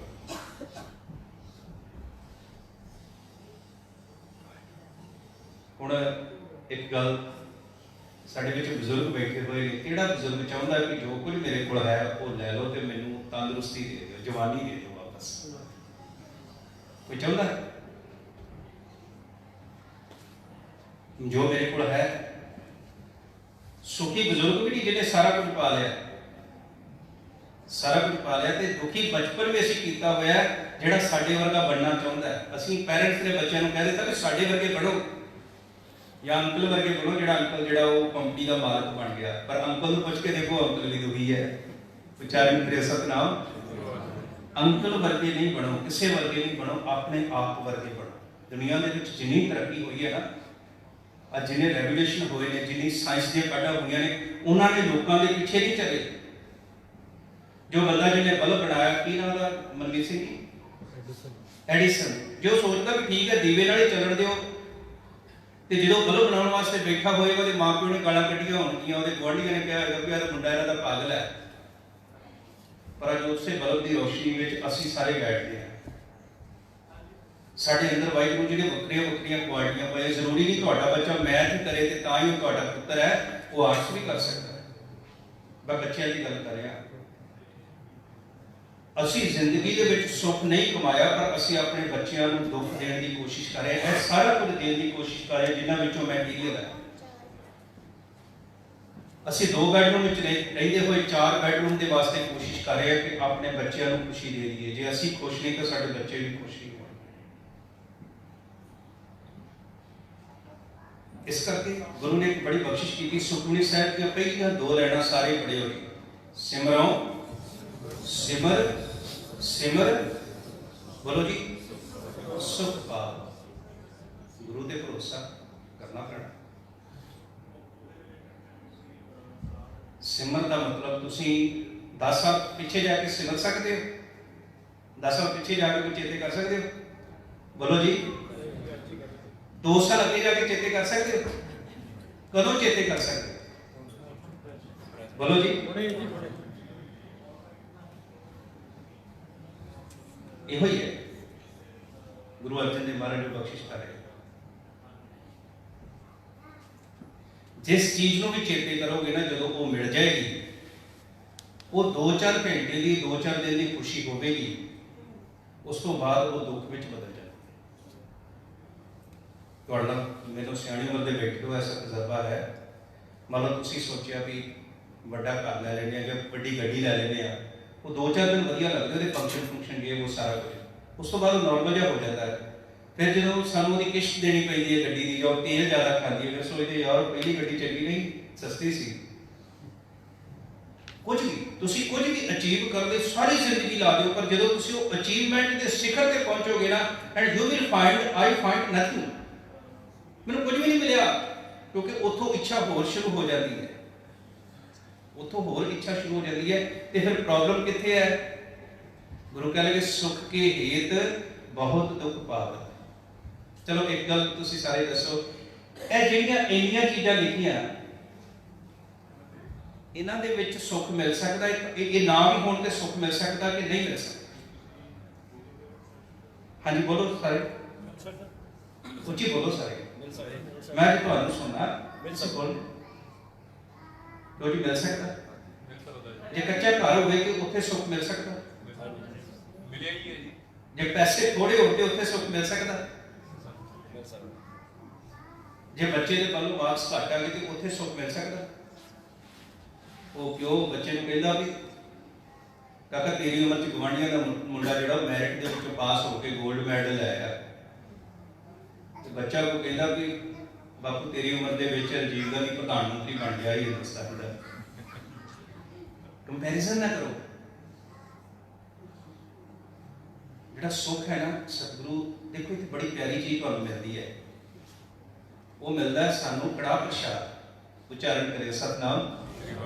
ਕੀ ਮਿਲਦਾ ਜੀ? ਮਿੱਠਾ ਹੁੰਦਾ ਕਿ ਕੌੜਾ ਹੁੰਦਾ? ਬੋਲੋ ਜੀ। ਤੁਸੀਂ ਬੋਲੋਗੇ ਤੇ ਜ਼ਿਆਦਾ ਆਨੰਦ ਆਉ। ਮਿੱਠਾ ਹੁੰਦਾ ਕਿ ਲੂਣ ਵਾਲਾ ਹੁੰਦਾ? ਮਿੱਠਾ ਜੀ, ਮਿੱਠਾ। ਵਿਆਹ ਵੇਲੇ ਮਿੱਠਾ ਹੁੰਦਾ ਕੜਾਹ ਪ੍ਰਸ਼ਾਦ? ਬੋਲੋ ਜੀ। ਤੇ ਜਦੋਂ ਕਿਸੇ ਦੀ ਮਰਗ ਤੇ ਆਈ ਹੋਈ ਹੈ ਉਦੋਂ ਵੀ ਮਿੱਠਾ ਹੁੰਦਾ ਕਿ ਕੌੜਾ ਹੁੰਦਾ? ਜੇ ਅਸੀਂ ਕੋਈ ਖੁਸ਼ੀ ਦੀ ਅਰਦਾਸ ਕਰਵਾਉਣਾ ਹੈ ਉਦੋਂ ਕੜਾਹ ਪ੍ਰਸ਼ਾਦ ਮਿੱਠਾ ਹੁੰਦਾ ਕਿ ਕੌੜਾ ਹੁੰਦਾ? ਤੇ ਜਦੋਂ ਅਸੀਂ ਕੋਈ ਦੁੱਖ ਦੀ ਅਰਦਾਸ ਕਰਾਂਗੇ ਉਦੋਂ ਇਹ ਗੁਰੂ ਨੇ ਲਾ ਕੇ ਰੱਖਿਆ ਹੋਇਆ ਕਿਹੜਾ ਪਿਛਾ ਭਈ ਤੂੰ ਦੁੱਖ ਵਿੱਚ ਆਇਆ, ਸੁੱਖ ਵਿੱਚ ਆਇਆ, ਮੈਂ ਤੈਨੂੰ ਮਿੱਠਾ ਦੇਣਾ, ਮੈਂ ਤੈਨੂੰ ਆਨੰਦ ਦੇਣਾ।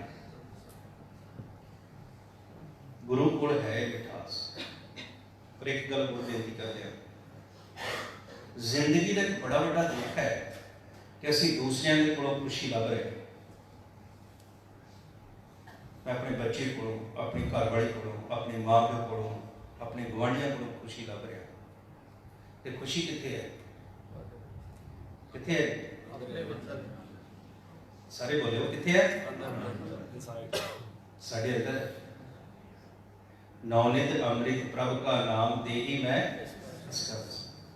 ਕੋਈ ਬੰਦਾ ਤੁਹਾਡੇ ਪੈਸੇ ਚੋਰੀ ਕਰਨਾ ਚਾਹੇ, ਤੁਸੀਂ ਕਰ ਦਿਓਗੇ? ਤੁਹਾਡੀ ਜੇਬ ਵਿੱਚ ਹੱਥ ਪਾ ਕੇ ਪਰਸ ਕੱਢਣਾ ਚਾਹੋ ਜਾਂ ਪਰਸ ਖੋਣਾ ਚਾਹੇ, ਤੁਸੀਂ ਕਹੋਗੇ ਲੈ ਰਿਹਾ ਕੋਈ ਗੱਲ? ਸਟਰਗਲ ਕਰੋਗੇ ਬਚਾਉਣ ਦੀ। ਇਸੇ ਤਰ੍ਹਾਂ ਕਿਸੇ ਦੂਸਰੇ ਨੂੰ ਅਸੀਂ ਰਾਈਟ ਕਿਉਂ ਦਿੰਦੇ ਆ, ਹੱਕ ਕਿਉਂ ਦਿੰਦੇ ਆ ਕਿ ਸਾਡੀਆਂ ਖੁਸ਼ੀਆਂ ਖੋ ਕੇ ਲੈ ਜਾਏ? ਸਾਡੀ ਸੱਸ, ਸਾਡੀ ਨੌਂ, ਸਾਡਾ ਪਤੀ, ਸਾਡੀ ਪਤਨੀ, ਸਾਡੇ ਮਾਂ ਪਿਓ, ਸਾਡਾ ਸਮਾਜ ਸਾਡੇ ਅੰਦਰ ਦੇ ਆਨੰਦ ਨੂੰ ਖੋਣ ਦਾ ਹੱਕ ਨਹੀਂ ਰੱਖਦਾ। ਉਹਦੇ ਤੇ ਸਾਡਾ ਹੱਕ ਹੈ, ਪਰ ਅਸੀਂ ਹੱਕ ਦੂਸਰਿਆਂ ਨੂੰ ਦਿੱਤੇ ਹੋਏ ਨੇ। ਸਾਡਾ ਇੱਕ ਰਵੀ ਸ਼ੰਕਰ ਇੰਡੀਆ ਦੇ ਵਿੱਚ art of living the course ਕਰਾਉਂਦਾ। ਮੈਨੂੰ ਲੱਗਦਾ ਇੱਥੇ ਸ਼ੁਰੂ ਕਰ ਦਈਏ, ਪੈਸੇ ਵਾਵਾ ਆ ਜਾਣੇ, ਕਿਉਂਕਿ ਕਥਾਵਾਚ ਕਰੋ ਤਾਂ ਕੋਈ ਮੰਨਦੇ ਨਹੀਂ ਲੋਕੀ ਵੀ ਇਹ ਵੀ ਕੀ ਨੇ, ਹੈ ਨਾ। ਪ੍ਰੈਪਰੇਸ਼ਨ ਬੜੀ ਕਰਨੀ ਪੈਂਦੀ ਹੈ ਹਰ। ਉਹ ਬਾਬਾ ਬਣਿਆ ਹੋਇਆ art of living the course ਕਰਾਉਂਦਾ, 15,000 20,000 30,000 ਉਹ ਉਸ ਹਿਸਾਬ ਨਾਲ ਉਹਦੇ ਕੋਰਸ ਦਾ ਪ੍ਰਾਈਸ ਹੈ। ਉਹ ਸਾਡੇ ਲਾਗੂ ਇੱਕ ਅੰਕਲ ਜੀ ਕਰਕੇ ਆਏ ਸਾਡੀ ਕਲੋਨੀ ਵਿੱਚੋਂ, ਰਿਟਾਇਰਡ ਆਫਿਸਰ ਨੇ, ਪੈਸਾ ਵਾਧੂ ਹੋ ਗਏ। ਤਾਂ ਅਸੀਂ ਵਾਕ ਸ਼ਾਮੀ ਕਰਦੇ ਸੀ। ਮੈਂ ਕਿਹਾ ਤੁਸੀਂ ਮਿਲੇ ਨਹੀਂ, ਮਹੀਨਾ ਹੋ ਗਿਆ, ਕਿੱਥੇ ਗਏ ਸੀ? ਕਹਿੰਦੇ ਮੈਂ art of living the course ਕਰਕੇ ਆਇਆ ਤੇ ਮੈਂ ਖੁਸ਼ੀ ਲੈ ਕੇ ਆਇਆ। ਮੈਨੂੰ ਤਾਂ ਲੌਜਿਕ ਜਿਹੜਾ ਨਾ ਖੁਸ਼ੀ ਦਾ ਉਹ ਮਿਲ ਗਿਆ। ਮੈਂ ਕਿਹਾ ਹੋਰ ਕੀ ਚਾਹੀਦਾ, ਕੀ ਹਾਲਾਤ 'ਚ ਤੁਹਾਨੂੰ ਖੁਸ਼ੀ ਮਿਲ ਜਾਏ। ਉਹ ਹਫ਼ਤਾ ਕੁ ਬੀਤਿਆ ਤੇ ਉਹ ਬੜੇ ਦੁਖੀ ਜਿਹੇ ਆਏ ਮੇਰੇ ਕੋਲ। ਮੈਂ ਕੀ ਗੱਲ ਅੱਜ ਤੁਸੀਂ ਦੁਖੀ ਜਿਹੇ ਹੋ? ਕਹਿੰਦੇ ਨਹੁੰ ਨੇ ਬੜਾ ਤੰਗ ਕੀਤਾ ਯਾਰ, ਉਹ ਆਖੇ ਨਹੀਂ ਲੱਗਦੀ। ਜੇ ਉਹਨੂੰ ਕਹਾਂ ਰੋਟੀ ਗਰਮ ਖਾਣੀ ਹੈ ਉਹ ਠੰਡੀ ਦੇ ਦਿੰਦੀ ਹੈ। ਮੈਂ ਕਹਾਂ ਠੰਡਾ ਜਿਹੜਾ ਦੁੱਧ ਪੀਣ ਨੂੰ ਗਰਮ ਕਰਕੇ ਲੱਗਦੀ, ਉਲਟੀ ਕੰਮ ਚੱਲਦਾ। ਮੈਂ ਬੜਾ ਦੁਖੀ ਉਹਦੇ ਤੋਂ। ਮੈਂ ਕਿਹਾ 30,000 ਦੇ ਕੇ ਜਿਹੜੀ ਤੁਸੀਂ ਖੁਸ਼ੀ ਲੈ ਕੇ ਆਏ ਸੀ ਉਹ ਕਿੱਥੇ ਗਈ? ਉਹ ਕਿੱਥੇ ਗਈ? ਤੁਹਾਡੀ ਖੁਸ਼ੀ ਤੇ ਤੁਹਾਡਾ ਹੱਕ ਹੈ। ਉਹ ਖੁਸ਼ੀ ਨੂੰ ਗੁਰੂ ਕਹਿੰਦੇ ਤੂੰ ਸਿਮਰੋ, ਸਿਮਰ ਸਿਮਰ ਸੁਖ ਪਾਓ। ਤੇ ਸਾਰਾ ਕੁਝ ਤੁਹਾਡੇ ਅਨੁਸਾਰ ਹੋ ਜੇ ਕਿ ਐਵੇਂ ਹੋਣਾ ਚਾਹੀਦਾ, ਐਵੇਂ ਹੋਣਾ ਚਾਹੀਦਾ, ਉਵੇਂ ਹੋਈ ਜਾਏ। ਸਾਡੇ ਜੋ ਕੋਈ ਗੁਰਦੁਆਰਾ ਹੈਗਾ, ਸੋਚੋ, ਬੋਲੋ ਆਓ ਕਿ ਗੁਰਦੁਆਰੇ ਜੋ ਚਾਹੁੰਦੇ ਹੋ ਜੇ। ਫਿਰ ਤਾਂ ਅਸੀਂ ਸਾਰੇ ਰੱਬ ਬਣ ਗਏ ਨਾ। ਜੋ ਚਾਹੁੰਦਾ, ਜੋ ਮੈਂ ਚਾਹੁੰਦਾ ਮੇਰੇ ਬੱਚੇ ਦੇ ਇੰਨੇ ਮਾਰਕਸ ਆਏ, ਐਡਾ ਵੱਡਾ ਘਰ ਹੋਵੇ, ਐਡੀ ਵੱਡੀ ਨੌਕਰੀ ਹੋਵੇ, ਮੇਰੇ ਅੱਗੇ ਕੋਈ ਬੋਲੇ ਨਾ, ਮੈਨੂੰ ਕੋਈ ਕ੍ਰਿਟਿਸਾਈਜ਼ ਨਾ ਕਰੇ, ਤਾਂ ਫਿਰ ਗੁਰਦੁਆਰੇ ਆਉਣ ਦੀ ਕੀ ਲੋੜ ਹੈ? ਇਹਦਾ ਮਤਲਬ ਸਾਡੇ ਹੱਥ ਵਿੱਚ ਕੁਝ ਨਹੀਂ ਹੈ, ਪਰ ਸਾਡੇ ਹੱਥ ਵਿੱਚ ਆਪਣਾ ਜੀਵਨ ਹੈ, ਜਿਹਨੂੰ ਗੁਰੂ ਕਹਿੰਦੇ ਆਪੇ ਬੀਜ ਆਪੇ ਹੀ ਖਾਓ। ਜਦੋਂ ਤੁਸੀਂ ਖੁਸ਼ ਹੋਣਾ ਚਾਹੋ ਨਾ, ਉਦੋਂ ਪਾਸਟ ਬਾਰੇ ਤੇ ਫਿਊਚਰ ਬਾਰੇ ਸੋਚਣਾ ਛੱਡ ਦਿਓ। ਜਦੋਂ ਵੀ ਖੁਸ਼ ਹੋਣਾ ਚਾਹੋ। ਮੈਂ ਕਨਕਲੂਜਨ ਵੱਲ ਆਉਂਗਾ 5 ਮਿੰਟ ਦੇ ਵਿੱਚ। ਗੁਰੂ ਜੀ ਨੇ ਇੱਕ ਬੇਨਤੀ ਬਖਸ਼ਿਸ਼ ਕੀਤੀ, ਤੁਕ ਲਿਖ ਦਿਓ, ਸਿਮਰੋ ਸਿਮਰ ਸਿਮਰ ਸੁਖ ਪਾਓ। ਜਿਹੜਾ ਸਿਮਰਨ ਹੈ ਨਾ, ਤੁਸੀਂ ਇਸ ਮੂਵਮੈਂਟ ਕਰ ਸਕਦੇ ਹੋ, ਅਗਲੇ ਮੂਵਮੈਂਟ ਵਿੱਚ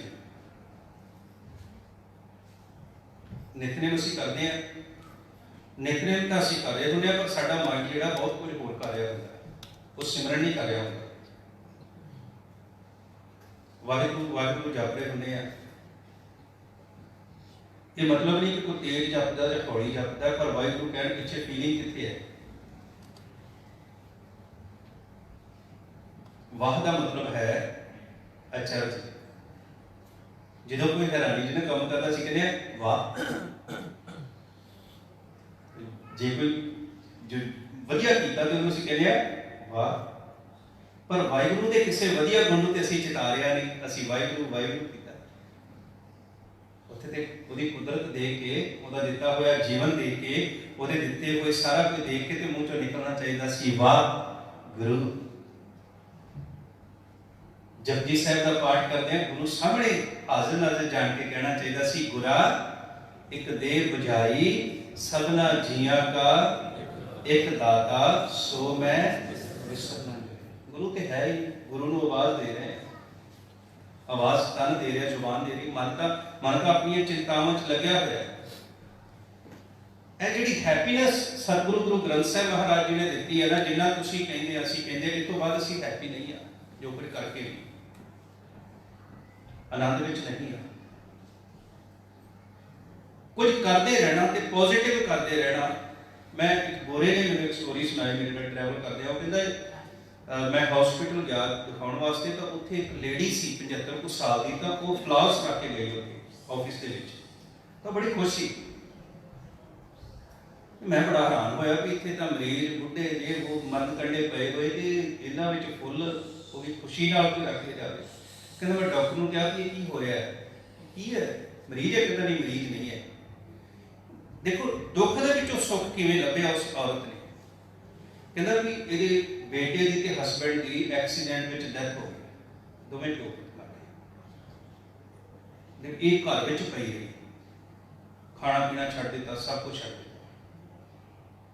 ਮਰਨ ਕੰਢੇ ਆ ਗਈ। ਹੁਣ ਜਦੋਂ ਖਾ ਪੀ ਨਹੀਂ ਰਿਹਾ, ਬੰਦੇ ਨੂੰ ਜੀਣ ਦੀ ਇੱਛਾ ਹੀ ਨਹੀਂ, ਤੇ ਜੀਵੇਗਾ ਕਿਵੇਂ? ਕਹਿੰਦੇ ਇੱਕ ਦਿਨ ਆਪਣੇ ਘਰ ਚੋਂ ਬਾਹਰ ਨਿਕਲੀ ਤਾਂ ਗਵਾਂਢੀਆਂ ਦੇ ਛੋਟੇ ਜਿਹੇ ਬੱਚੇ ਨੇ ਉਹਨੂੰ ਇੱਕ ਫੁੱਲ ਦੇ ਦਿੱਤਾ, ਐਵੇਂ ਜਿਵੇਂ ਬੱਚਾ ਲੰਘਦਾ ਫੜਾ ਦਿੰਦਾ। ਕਹਿੰਦੇ ਨੇ ਉਹ ਫੁੱਲ ਦੇਖਿਆ ਤੇ ਫੁੱਲ ਦੇਖ ਕੇ ਇਹਦੇ ਮਨ ਵਿੱਚ ਖੁਸ਼ੀ ਆ ਗਈ, ਜ਼ਿੰਦਗੀ ਦੇ ਵਿੱਚ ਚਿੰਤਾ ਆ ਗਈ। ਇਹਨੇ ਫਿਰ ਵਾਪਸ ਹਸਪੀਟਲ ਆਈ ਕਿ ਮੇਰਾ ਟ੍ਰੀਟਮੈਂਟ ਕਰੋ, ਮੈਂ ਡਿਪਰੈਸ ਆ, ਜੇ ਆ ਉਹ ਆ। ਕਹਿੰਦੇ ਉਹ ਹਸਪੀਟਲ ਸੀ ਤੇ ਹਸਪੀਟਲ ਵਿੱਚ ਹੀ ਰਹਿੰਦੇ ਉਹਨੇ ਕੀ ਕੀਤਾ, ਉਹਨੇ ਕਿਉਂਕਿ ਥੋੜੀ ਹੈਲਦੀ ਸੀ, ਉਹਨੇ ਨਾਲ ਦੇ ਮਰੀਜ਼ਾਂ ਦਾ ਖਿਆਲ ਰੱਖਣਾ ਸ਼ੁਰੂ ਕਰਤਾ ਵੀ ਜੇ ਕਿਸੇ ਨੂੰ ਪਾਣੀ ਚਾਹੀਦਾ ਜਾਂ ਕਿਸੇ ਨੇ ਟਾਇਲਟ ਜਾਣਾ ਜਾਂ ਕਿਤੇ ਜਾਣਾ। ਉਹ ਕਹਿੰਦੇ ਹਫਤੇ ਦੇ ਵਿੱਚ ਉਹਨੇ ਇੰਨੀ ਰਿਕਵਰੀ ਕਰ ਲਈ ਵੀ ਉਹਨੇ ਹਸਪੀਟਲ ਨੂੰ ਆਪਣੇ ਆਪ ਨੂੰ ਵਲੰਟੀਅਰ ਸ਼ੋਅ ਕਰ ਦਿੱਤਾ ਵੀ ਮੈਂ ਤੁਹਾਡੇ ਹਸਪੀਟਲ ਵਿੱਚ ਮਰੀਜ਼ਾਂ ਦੀ ਸੇਵਾ ਕਰਾਂ। ਇੱਕ ਹਫਤੇ ਦੇ ਵਿੱਚ, ਇੱਕ ਹਫਤਾ ਪਹਿਲਾਂ ਜਿਹੜੀ ਜੀਵਣਾ ਨਹੀਂ ਸੀ ਚਾਹੁੰਦੀ, ਇੱਕ ਹਫਤੇ ਦੇ ਵਿੱਚ। ਤੇ ਕਹਿੰਦੇ ਉਹਨੂੰ ਪੁੱਛਿਆ ਗਿਆ ਵੀ ਤੂੰ ਕਿਉਂ ਐਸਾ ਕੀਤਾ? ਕਹਿ ਲਗੇ ਕਿ ਅਸਲ ਵਿੱਚ ਮੈਂ ਜਦੋਂ ਮਰੀਜ਼ਾਂ ਦੇ ਮੂੰਹ ਤੇ ਖੁਸ਼ੀ ਦੇਖਦੀ ਆ ਨਾ, ਮੇਰੀ ਰੂਹ ਖੁਸ਼ ਹੋ ਜਾਂਦੀ ਹੈ। ਜਦੋਂ ਅਸੀਂ ਜ਼ਿੰਦਗੀ ਵਿੱਚ ਆਪਣੇ ਬੱਚਿਆਂ ਨੂੰ, ਆਪਣੇ ਪੈਰੈਂਟਸ ਨੂੰ, ਆਪਣੇ ਜੀਵਨ ਸਾਥੀ ਨੂੰ ਖੁਸ਼ੀ ਦੇਣ ਦੀ ਕੋਸ਼ਿਸ਼ ਕਰਾਂਗੇ ਨਾ, ਉਦੋਂ ਅਸੀਂ ਖੁਸ਼ ਰਵਾਂਗੇ। ਇਹ ਜ਼ਿੰਦਗੀ ਦਾ ਇੱਕ ਸੂਤਰ ਹੈ, ਆਪੇ ਬੀਜ ਆਪੇ ਹੀ ਖਾਓ ਦਾ ਸੂਤਰ ਹੈ। ਔਰ ਇਹ ਤਾਂ ਜ਼ਿੰਦਗੀ ਵਿੱਚ ਆਉਣਾ ਹੈ ਜੇ ਸਾਡੀ ਜ਼ਿੰਦਗੀ ਵਿੱਚ ਖੁਸ਼ੀ ਆਵੇਗੀ, ਤੇ ਖੁਸ਼ੀ ਆਵੇਗੀ ਹਰ ਕੋ ਨਾਮ ਸਦਾ ਸੁਖਦਾਈ। ਵੇਟ ਨਾ ਕਰੋ ਕਿ ਕੱਲ ਨੂੰ ਬੱਚੇ ਕਮਾਉਣਗੇ ਫਿਰ ਸੁਖੀ ਹੋਵਾਂਗੇ, ਨਹੀਂ, ਅੱਜ ਹੀ ਸੁਖੀ ਹੋਵੋ, ਹੁਣੇ ਸੁਖੀ ਹੋਵੋ। ਇਸੇ ਪਲ ਦੇ ਵਿੱਚ ਗੁਰੂ ਕਹਿੰਦੇ ਪਤਾ ਨਹੀਂ ਜ਼ਿੰਦਗੀ ਦਾ ਇਹ ਸਾਹ ਤੋਂ ਬਾਅਦ ਅਗਲਾ ਸਾਹ ਆਉਣਾ ਕਿ ਨਹੀਂ ਆਉਣਾ। ਤੂੰ 30 ਈਅਰ ਦੀ ਪਲੈਨਿੰਗ ਲਾਈ ਬੈਠਾ ਹੋ ਵੀ ਆਪਣੇ ਬੱਚਿਆਂ ਦੇ ਉੱਪਰ, ਉਹ ਆਪਣਾ ਪਰਿਵਾਰ ਪਾਲਣਗੇ ਕਿ ਤੇਰੀਆਂ ਇੱਛਾਵਾਂ ਪੂਰੀਆਂ ਕਰਨਗੇ। 30 ਸਾਲ ਦੇ ਬਾਅਦ ਪਤਾ ਨਹੀਂ ਕੀ ਹੋਣਾ ਹੈ। ਪਰ ਇਹ ਜਿਹੜਾ ਸਾਹ ਤੈਨੂੰ ਆਇਆ ਹੋਇਆ ਹੈ ਨਾ, ਇਹ ਸਾਹ ਦੇ ਨਾਲ ਤੂੰ ਸੁਖੀ ਹੋ ਸਕਦਾ ਹੈ। ਜਦੋਂ ਇਹ ਪ੍ਰੈਕਟਿਸ ਹੋਗੀ ਨਾ ਸਿਮਰਨ ਕਰਨ ਦੀ, ਸਿਮਰੋ ਸਿਮਰ ਸਿਮਰ ਸੁਖ ਪਾਓ, ਤੇ ਸਿਮਰਨਾ ਤੈਨੂੰ ਹੈ। ਤੁਹਾਡੇ ਵਿੱਚੋਂ ਕੋਈ ਦੱਸੇਗਾ ਕਿ ਵਾਹਿਗੁਰੂ ਸੁਖਦਾਈ ਹੈ ਕਿ ਦੁਖਦਾਈ ਹੈ? ਉੱਚੀ ਬੋਲੇ ਸਾਰੇ ਦੀ ਆਵਾਜ਼ ਸੁਣਨੀ ਚਾਹੀਦੀ ਹੈ। ਫਿਰ ਚੇਤੇ ਕਰ ਲਓ, ਵਾਹਿਗੁਰੂ ਸੁਖਦਾਈ ਹੈ ਕਿ ਦੁਖਦਾਈ ਹੈ? ਜਪਜੀ ਸਾਹਿਬ ਚ ਪੜ੍ਹਦੇ ਆ, ਨਾਨਕ ਵਿਗਸੈ ਵੇ ਪਰਵਾਰ। ਵਿਗਸੇ ਦਾ ਮਤਲਬ ਆਨੰਦ ਵਿੱਚ ਹੈ। ਹੁਣ ਜਦੋਂ ਤੁਸੀਂ ਕਿਸੇ ਨੂੰ ਖੁਸ਼ ਦੇਖਦੇ ਹੋ ਤੇ ਖੁਸ਼ ਹੁੰਦੇ ਹੋ ਕਿ ਦੁਖੀ ਹੁੰਦੇ ਹੋ?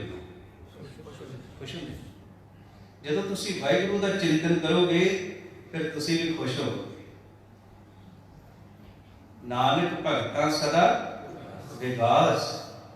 ਭਗਤ ਆਪਣੇ ਧੀਆਂ ਪੁੱਤਰਾਂ ਵੱਲ ਨਹੀਂ ਦੇਖਦੇ, ਆਪਣੀ ਵਾਈਫ ਵੱਲ ਨਹੀਂ ਦੇਖਦੇ, ਆਪਣੇ ਇੱਧਰ ਉੱਧਰ ਨਹੀਂ ਦੇਖਦੇ। ਜਦੋਂ ਦੇਖਦੇ ਨੇ ਉਹਨਾਂ ਨੂੰ ਵੀ ਸਮਝਾਉਂਦੇ ਨੇ ਕਿ ਤੁਸੀਂ ਆਪਣੇ ਮਾੜੇ ਕੰਮ ਬੰਦ ਕਰ ਦਿਓ, ਮਾਇਆ ਨੂੰ ਨਾ ਚਿਤਵੋ, ਸੰਸਾਰ ਨੂੰ ਨਾ ਚਿਤਵੋ, ਤੁਸੀਂ ਵਾਹਿਗੁਰੂ ਨੂੰ ਚਿਤਵੋ, ਮੇਰੇ ਵੱਲ ਸੁਖੀ ਹੋ ਜਾਓਗੇ। ਭਗਤ ਜਦੋਂ ਵਾਹਿਗੁਰੂ ਦਾ ਚਿੰਤਨ ਕਰਦੇ ਨੇ ਤੇ ਕੀ ਹੁੰਦਾ ਹੈ? ਨਾਨਕ ਭਗਤਾਂ ਸਦਾ ਵਿਗਾਸ। ਸੁਣਿਆ ਦੁੱਖ ਪਾਪ। ਜਦੋਂ ਉਹ ਅਵਸਥਾ ਹੈ ਨਾ, ਉਹਦੇ ਵਿੱਚ ਤੁਹਾਨੂੰ ਕੁਝ ਵੀ ਨਹੀਂ ਚਾਹੀਦਾ। ਉਹਦੇ ਲਈ ਤੁਹਾਨੂੰ ਪੈਸਿਆਂ ਦੀ ਲੋੜ ਨਹੀਂ, ਉਹਦੇ ਲਈ ਤੁਹਾਨੂੰ ਵੱਡੇ ਘਰਾਂ ਦੀ ਲੋੜ ਨਹੀਂ, ਕਿਸੇ ਦੀ ਵੀ ਇੱਥੋਂ ਤੱਕ ਕਿ ਤੁਹਾਨੂੰ ਪੜ੍ਹਾਈ ਦੀ ਵੀ ਲੋੜ ਨਹੀਂ ਉਸ ਸੁੱਖ ਵਾਸਤੇ। ਉਸ ਸੁੱਖ ਵਾਸਤੇ ਤੁਹਾਨੂੰ ਗੁਆਂਢੀਆਂ ਦੀ ਵੀ ਲੋੜ ਨਹੀਂ, ਉਸ ਸੁੱਖ ਵਾਸਤੇ ਧੀਆਂ ਪੁੱਤਰਾਂ ਦੀ ਲੋੜ ਨਹੀਂ। ਜਿਹੜਾ ਵਾਹਿਗੁਰੂ ਨੇ ਸੁੱਖ ਸਾਡੇ ਅੰਦਰ ਪਾਇਆ ਹੋਇਆ ਹੈ, ਉਹ ਸੁੱਖ ਨੂੰ ਚੇਤੇ ਕਰ ਸਕਦੇ ਹਾਂ। ਸਿਮਰੋ ਸਿਮਰ ਸਿਮਰ ਸੁਖ ਪਾਵੋ ਕਲ ਕਲੇਸ਼ ਕਰਮਾ। ਦੂਸਰੇ ਨੂੰ ਚੇਤੇ ਕਰਕੇ ਦੁਖੀ ਹਾਂ, ਵਾਹਿਗੁਰੂ ਨੂੰ ਚੇਤੇ ਕਰਕੇ ਬੋਲੋ ਜੀ ਸੁਖੀ। ਫਿਰ ਹੁਣ ਇਹ ਸਾਡੀ ਜਗ੍ਹਾ ਤੇ ਪ੍ਰੈਕਟਿਸ ਕੋਈ ਹੋਰ ਕਰੇ ਤੇ ਸੁੱਖ ਉਹਨੂੰ ਮਿਲੇਗਾ ਕਿ ਸਾਨੂੰ ਮਿਲੇਗਾ? ਕਿਉਂਕਿ ਸੁੱਖ ਸਾਡੇ ਅੰਦਰ ਹੈ। ਕੋਈ ਆਪਣੇ ਅੰਦਰੋਂ ਸੁੱਖ ਕੱਢ ਕੇ ਤੁਹਾਨੂੰ ਦੇ ਨਹੀਂ ਸਕਦਾ। ਉਹ ਤਾਂ ਤੁਹਾਨੂੰ ਇਹ ਕਹਿ ਸਕਦਾ ਜਿਵੇਂ ਮੈਂ ਸੁੱਖ ਪ੍ਰਾਪਤ ਕੀਤਾ ਉਵੇਂ ਤੁਸੀਂ ਸੁੱਖ ਪ੍ਰਾਪਤ ਕਰ। ਜਦੋਂ ਲੱਗੇ ਕਿ ਮੇਰੇ ਬੱਚੇ ਮੈਨੂੰ ਦੁਖੀ ਕਰ ਰਹੇ ਨੇ, ਮੇਰਾ ਘਰ ਵਾਲਾ ਮੈਨੂੰ ਦੁਖੀ ਕਰ ਰਿਹਾ ਹੈ, ਮੇਰੀ ਵਾਈਫ ਮੈਨੂੰ ਦੁਖੀ ਕਰ ਰਹੀ ਹੈ, ਉਦੋਂ ਫਿਰ ਕੀ ਕਰੀਏ ਜੀ? ਸਿਮਰੋ ਸਿਮਰ, ਸਾਰੇ ਬੋਲੇ ਕੋਈ ਉੱਚੀ, ਸਿਮਰੋ ਇਹ ਇਲਾਜ ਹੈ। ਉਦੋਂ ਤੁਸੀਂ ਖੁਸ਼ ਹੋ, ਉਦੋਂ ਆਨੰਦ ਚ ਹੋ। ਔਰ ਭਗਤ ਜਨਾਂ ਨੇ, ਗੁਰਮੁਖਾਂ ਨੇ ਇਹ ਅਭਿਆਸ ਬਾਰ-ਬਾਰ ਕੀਤਾ। ਉਹ ਫਿਰ ਚੇਤੇ ਕਰ ਕਰਕੇ ਇਸ ਅਵਸਥਾ ਨੂੰ ਪਹੁੰਚ ਗਏ, ਸਾਸ ਸਾਸ ਸਿਮਰੋ ਗੋਬਿੰਦ। ਸਾਰੇ ਬੋਲੇ ਜੀ, ਸਾਸ ਸਾਸ ਸਿਮਰੋ ਗੋਬਿੰਦ। ਮਨ ਅੰਤਰ ਕੀ ਉਤਰੈ। ਉਹਨਾਂ ਨੇ ਫਿਰ ਹਰ ਸਾਹ ਦੇ ਨਾਲ ਵਾਹਿਗੁਰੂ ਨੂੰ ਚੇਤੇ ਕਰਨਾ ਸ਼ੁਰੂ। ਤੇ ਵਾਹਿਗੁਰੂ ਸੁਖਦਾਈ ਹੈ। ਵਾਹਿਗੁਰੂ ਨੂੰ ਚੇਤੇ ਕਰਨ ਵਾਸਤੇ ਤੁਹਾਡੀ ਕੋਈ ਕੁਆਲੀਫਿਕੇਸ਼ਨ ਨਹੀਂ ਚਾਹੀਦੀ, ਕੋਈ ਖਾਸ ਜਾਤ ਨਹੀਂ ਚਾਹੀਦੀ, ਕੋਈ ਖਾਸ ਇਲਾਕਾ ਨਹੀਂ ਚਾਹੀਦਾ, ਕੋਈ ਜਗ੍ਹਾ ਨਹੀਂ ਚਾਹੀਦੀ। ਤੁਸੀਂ ਜਿੱਥੇ ਹੋ, ਇਫ ਯੂ ਹੈਵ ਨਥਿੰਗ, ਤਾਂ ਵੀ ਤੁਸੀਂ ਵਾਹਿਗੁਰੂ ਨੂੰ ਚੇਤੇ ਕਰ ਸਕਦੇ ਹੋ। ਜਦੋਂ ਵਾਹਿਗੁਰੂ ਚੇਤੇ ਵਿੱਚ ਆਉਂਦਾ ਹੈ, ਉਹ ਜ਼ਿੰਦਗੀ ਦੇ ਸੁੱਖ ਦੀ ਅਵਸਥਾ ਹੈ। ਬਸ ਉਸੇ ਨੂੰ ਮੇਨਟੇਨ ਰੱਖਣਾ ਜ਼ਿੰਦਗੀ ਦਾ ਸੁੱਖ ਹੈ। ਔਰ ਗੁਰੂ ਜੀ ਨੇ ਆਪਣੀ ਪ੍ਰੈਕਟੀਕਲ ਲਾਈਫ ਜਿਉ ਕੇ ਸਾਨੂੰ ਗੁਰਬਾਣੀ ਦਿੱਤੀ ਹੈ। ਗੁਰੂ ਅਰਜਨ ਦੇਵ ਮਹਾਰਾਜ ਸੱਚੇ ਪਾਤਸ਼ਾਹ ਸ਼੍ਰੀ ਹਰਿਮੰਦਰ ਸਾਹਿਬ 'ਚ ਬੈਠਿਆ ਹੋਇਆ ਵੀ ਉਹਨੇ ਸ਼ਾਂਤ ਤੇ ਆਨੰਦ ਵਿੱਚ ਨੇ, ਜਿੰਨੇ ਉਹ ਤਤੀ ਤਵੀ ਤੇ ਬੈਠਿਆ ਹੋਇਆ ਹੈ।